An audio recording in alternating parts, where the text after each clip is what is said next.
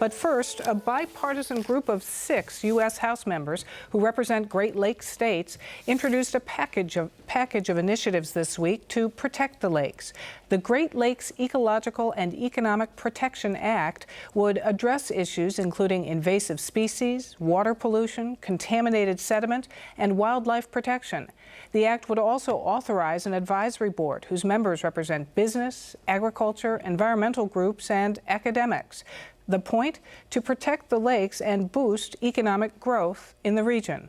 But on the same day this bipartisan group introduced these initiatives, a House subcommittee voted to cut existing funding for Great Lakes programs off at the knees, slashing expenditures by 80% as part of the second year of spending cuts under sequestration.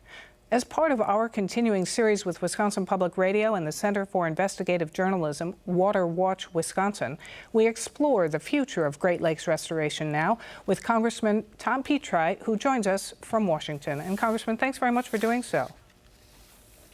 Well, thank you, Frederica. Well, so on the one hand, your bipartisan group introduces a beefed-up Great Lakes Protection Plan, and then on the other, this House subcommittee approves a plan to cut this existing funding by 80%. What is your reaction to their vote? Well, the fact is that we've had a program, it's been working, and it's also received cuts. And we're not asking for the sky. We recognize these are tough budgetary times, but we can't just abandon the Great Lakes. We've made progress. We're working to stop the invasive species like the Asian carp from coming into the Great Lakes. We've helped through this program to do a good job of coordinating federal, state, and local efforts, and we don't want to abandon that because the Great Lakes, we sometimes take them for granted, but they're very, very important for our region and for our country. Well, it sounds like it would be a bit of an abandonment if the Great Lakes kind of spending programs would be cut from what they are now at $300 million, I understand, which is already kind of a reduction, down to $60 million. How exactly can you kind of enact the kinds of programs that you and your bipartisan group would like to under those kinds of spending limits? Yeah, the height of spending for this program was in 2010 when it reached $475 million.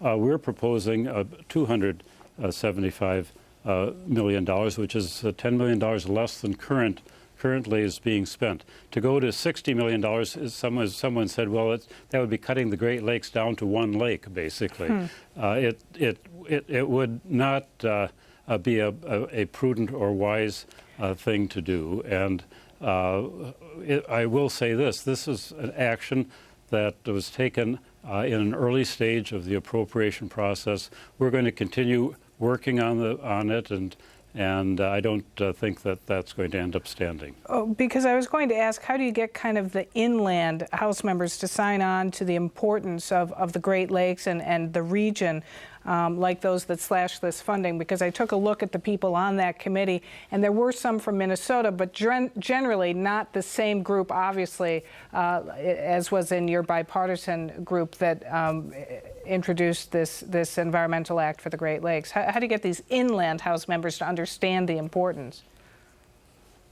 Well, the Great Lakes touches a huge region from New York all the way to Minnesota, including Ohio and Michigan and Indiana and Pennsylvania and Illinois.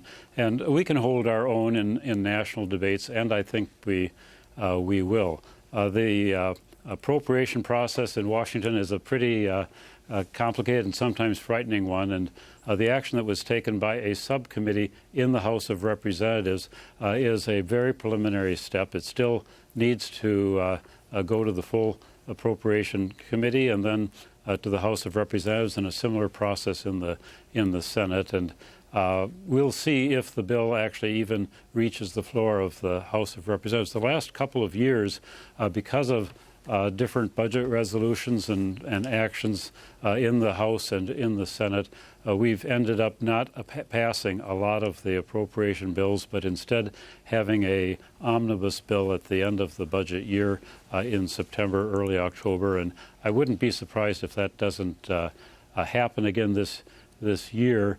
And as that goes forward, we'll be watching it and working on it. We recognize these are tough budgetary times, and we've got to be prudent. But prudence doesn't mean sort of jerking around and stopping and starting. That ends up being more costly, not only environmentally, but even in terms of the cost of doing projects, than having a steady program, maybe with some cuts as we're seeing right now. Now, one of the things you want to do in the act that you introduced is reauthorize the Great Lakes Legacy Act that removed contaminated sediment from the Sheboygan River.